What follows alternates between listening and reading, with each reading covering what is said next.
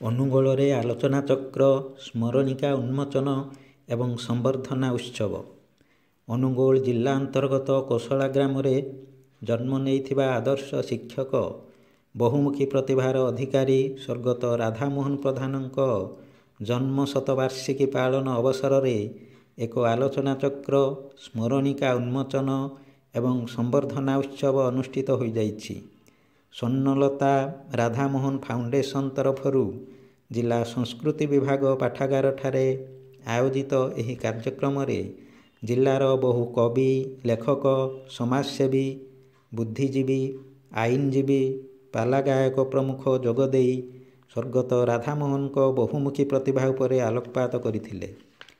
ବିଶିଷ୍ଟ ଶିକ୍ଷାବିତ୍, ପ୍ରଶାସକ ଡକ୍ଟର ଧରଣୀଧର ନାଥଙ୍କ ସଭାପତିତ୍ୱରେ ଅନୁଷ୍ଠିତ ଏହି କାର୍ଯ୍ୟକ୍ରମରେ ଅତିଥି ଭାବେ ପ୍ରାଧ୍ୟାପକ ଶାନ୍ତନୁ କୁମାର ସର, ପ୍ରାଧ୍ୟାପକ କୁମୁଦ ଚନ୍ଦ୍ର ଦାସ, ପ୍ରାଧ୍ୟାପିକା ଡକ୍ଟର ରମାମଞ୍ଜରୀ ସାହୁ, ପ୍ରାଧ୍ୟାପକ ବିଶ୍ୱରଞ୍ଜନ ପ୍ରଧାନ ପ୍ରମୁଖ ଯୋଗଦେଇ ସ୍ୱର୍ଗତ ରାଧାମୋହନଙ୍କ ଆଦର୍ଶ ଉପରେ ଆଲୋକପାତ କରିବା ସହିତ ଶିକ୍ଷା, ଶିକ୍ଷକ ଓ ଆମ ଉତ୍ତରଦାୟିତ୍ୱ ଉପରେ ଆୟୋଜିତ ଆଲୋଚନାରେ ଅଂଶଗ୍ରହଣ କରି ନିଜର ସୁଚିନ୍ତିତ ମତାମତ ପ୍ରଦାନ କରିଥିଲେ। ଏହି ଅବସରରେ ସ୍ୱର୍ଗତ ରାଧାମୋହନଙ୍କ ଉପରେ ଲିଖିତ ସ୍ମରଣିକାକୁ ଅତିଥିଗଣ ଉନ୍ମୋଚନ କରିଥିଲେ।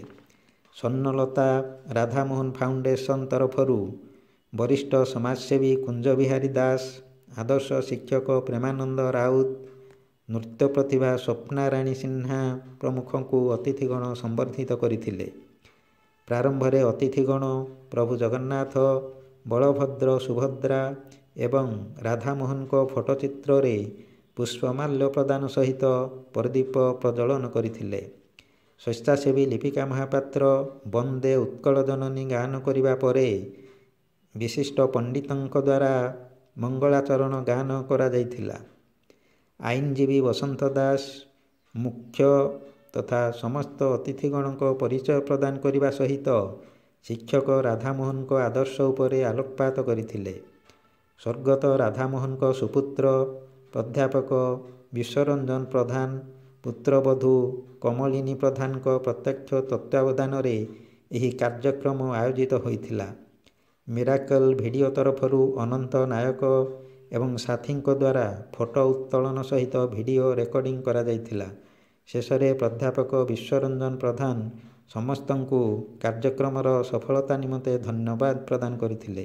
ଅନୁଗୋଳରୁ ଅଜୟ ଭାଇଙ୍କ ରିପୋର୍ଟ, ଅଷ୍ଟକିଲା ନ୍ୟୁଜ୍।